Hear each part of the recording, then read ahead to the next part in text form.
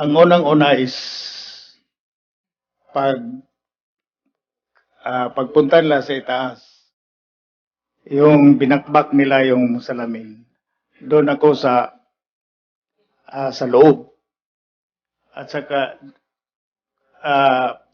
paglabas namin, may dalawa naman tao na nagkuhan sa akin, naghawak sa akin. Yung nakabunit.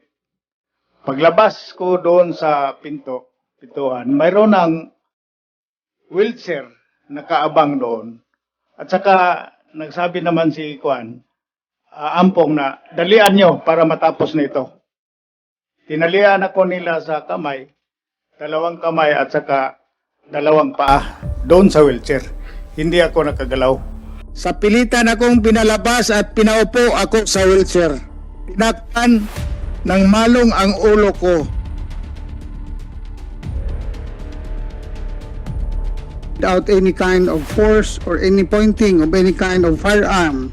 Upon stepping out of the office, one of his companion was constantly hugging him for no apparent reason. Pagkatapos dinala ko doon Hindi mo sinabi na pwede man ako maglakad. sinabihan ko sila. Ampong, bakit pa niyo ako ilagay sa wheelchair? Yan, yes, Your Honor. Sinabi mo? Sinabihan ko sila, bakit niyo ako dinala dito?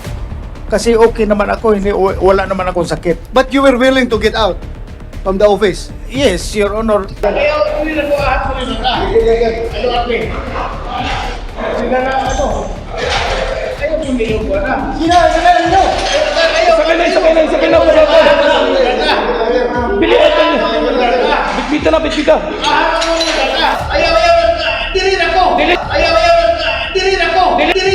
Then suspended Mayor Dumanhog exhibited frantic behavior and started to scream and shout at everyone present.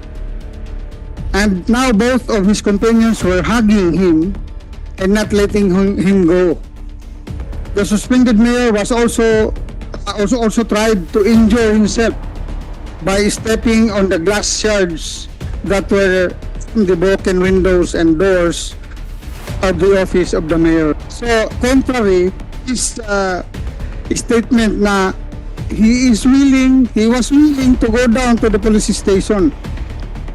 So, ang sinabi niya, dinira ko in Bisaya, dito lang ako.